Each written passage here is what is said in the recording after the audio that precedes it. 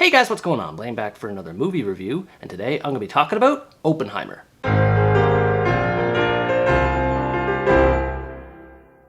Oppenheimer is an American epic biographical thriller based on the novel American Prometheus, and tells the story of J. Robert Oppenheimer, a theoretical physicist who became a pivotal figure in developing the first nuclear weapons as part of the Manhattan Project, which would become instrumental in bringing an end to the Second World War. The movie explores how he came to be so regarded, from his humble beginnings as a professor to his eventual recruitment for the nuclear weapons project, and his life following this as he faces political scrutiny for his associations with communism during the era of McCarthyism. All of this is examined in a non-linear time frame to portray as accurate a picture of his life as possible. I've always been a fan of Christopher Nolan's films and how grand they are in scale, and this proves to be yet another masterpiece for his career. Everything about it works, from the gravitas of the performances, to the beauty of its soundtrack, to the tension of its setting, and even more things I haven't mentioned. It's one of those rare cinematic epics that don't come around very often, and should be cherished when they do. But beyond all this, it paints a bleak picture of what humanity is capable of accomplishing, and not always for the right reasons. It fully delves into the mind of one of the most influential figures in all of science, and demonstrates the myriad of thoughts and emotions he experienced with his project, and it does so brilliantly. Nothing about this movie would work as well as it does if it weren't for Killian Murphy's performance. He is absolutely spellbinding with how he plays the role of a man who is calm above the surface,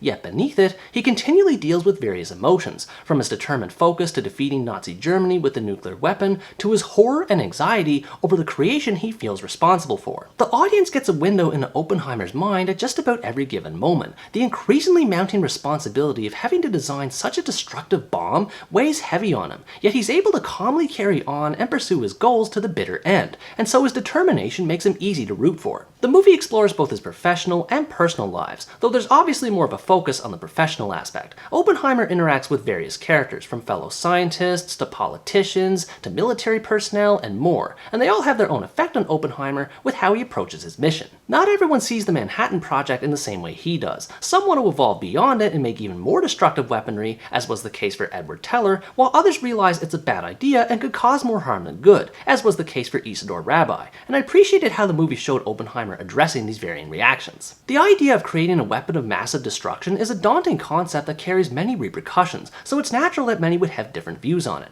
Oppenheimer has to consider and balance these views while remaining focused on accomplishing his vision, and it's fascinating to see how he reins things in. On the flip side, the movie also explores his personal life outside of his scientific endeavors, and this was something that complemented the movie very well. It dives into his association with the Communist Party of the United States through his brother and own self-participation, and the romantic relationships he engaged in from it. This is an element that I'm glad was focused on in the movie, because it further highlights just how different Oppenheimer thought from everyone else, and not just because of his scientific knowledge. He was a free thinker in the truest sense, and this made him a more sympathetic character as his actions would come back to haunt him later on. I just love how richly detailed Oppenheimer's story is from both sides, and much of that is thanks to the other characters in the movie and how they add to them. There are so many supporting characters that it can be kind of overwhelming at first, though that's mostly because of just how many big-name actors there are in it, and after a while, they eventually contribute to the story in their own unique way. There's way too many to get into in this video, but I'll list a couple of my favorites. One of them was Florence Pugh as Jean Tatlock, whose romance helped draw Oppenheimer into communist association. She has a great tragic narrative that has a profound effect on Oppenheimer, and adds to the torment he already experiences while having to work on the project. Another great character was his future wife Kitty, who's played by Emily Blunt. She is loyal to her husband through thick and thin, even when he spends so much time away from her for work, and I like the grit that Blunt adds to her performance in this regard. She doesn't let anyone push her around, and it's awesome to see her come to her husband's aid and defense when he needs it most. I also like Matt Damon's role as General Leslie Groves. He's the classic military hardass who always wants the facts and insists upon others to work hard, which tends to antagonize Oppenheimer's scientists. He injects a small amount of comedy too, and he just adds a lot of energy and natural conflict to the story when it's needed. But perhaps the best character in the movie for me, apart from Oppenheimer himself, was Robert Downey Jr.'s role as the political figure Louis Strauss. His performance is fantastic in this movie, because he ended up being a villain of sorts, and I didn't even realize it until after the movie ended. His charisma is just that good. He doesn't have much influence in the nuclear weapon development itself, but his presence is felt throughout, with the use of intercuts that show him interacting with Oppenheimer as their animosity starts to grow. These cuts give more insight into the decision-making that went into making the bomb, as well as building suspense for what happens after that. The The use of different color schemes in this regard was interesting to me as well. Whereas Oppenheimer's point of view is in color, Strauss's point of view is in black and white.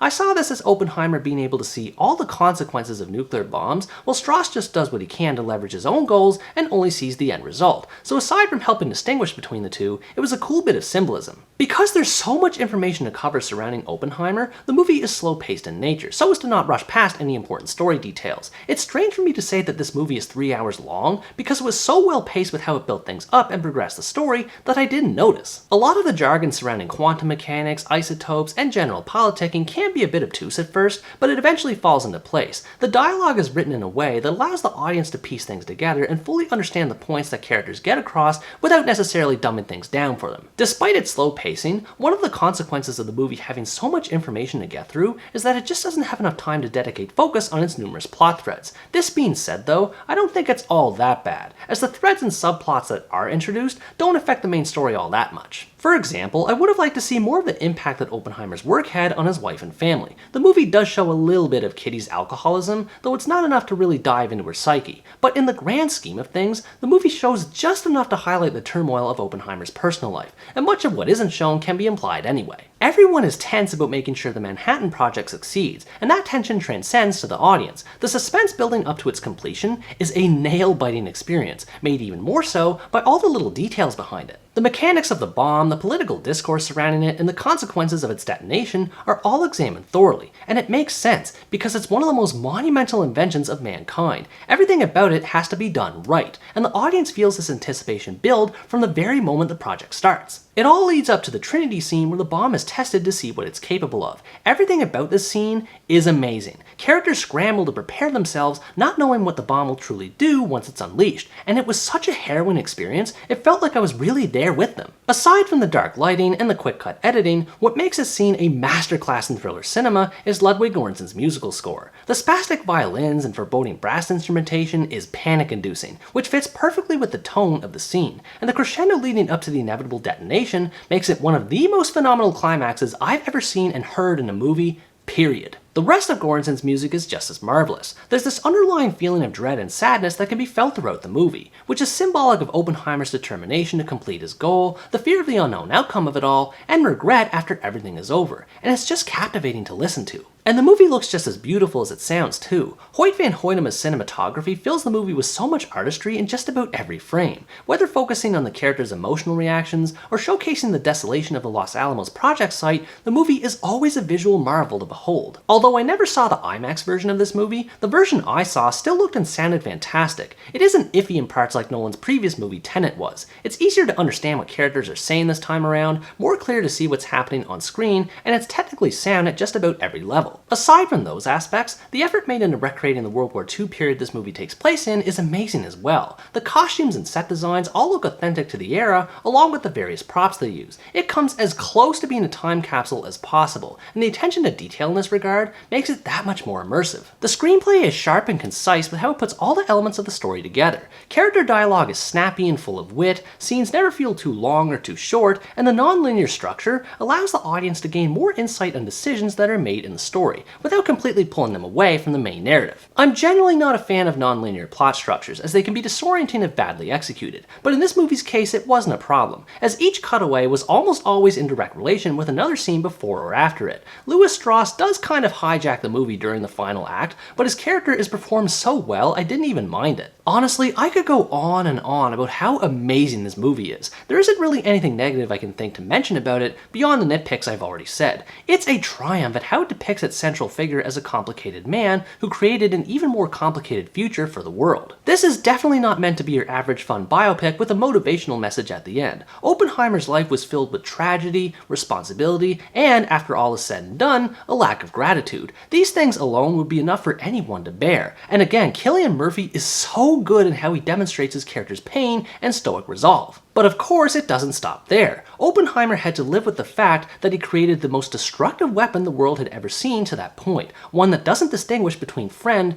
and foe. Every element of this movie's being revolves around this existential guilt he has to face and eventually does face, and it's an incredibly moving work of art. The The movie explores the themes of progress and consequences, showing how humanity is capable of surpassing itself and achieving extraordinary feats, though not always to its benefit. There's a slow burn aspect to how consequences affect other characters, with how technology evolves over time and how decisions made in the past come back to hurt them later. There's a scene in the movie involving Oppenheimer and Albert Einstein of all people, who ends up being a semi-important minor character in the movie's events. I don't want to spoil what happens in that scene, but I just want to say it is perfectly emblematic of what the movie represents as a whole. Oppenheimer's vision morphed into a new vision for the world, one that would accelerate it into the atomic age and promote both technological innovation and a new potential danger for humanity. Despite seeing his goal through with good intentions and being emotionally affected by it, he has to live with the consequences of his actions. He was cursed with knowledge that most people don't have, and it's frightening to think about. It is genuinely terrifying that we live in a world where nuclear weapons exist and both provide security and could cause massive destruction at any given point.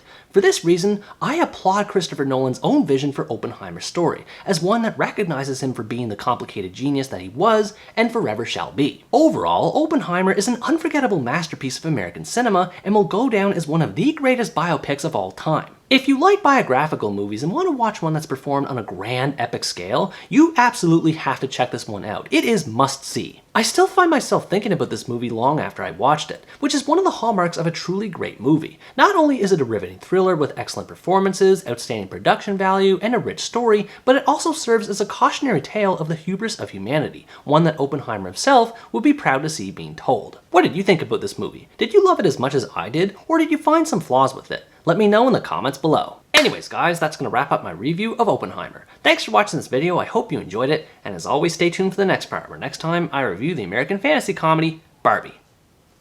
Bye bye!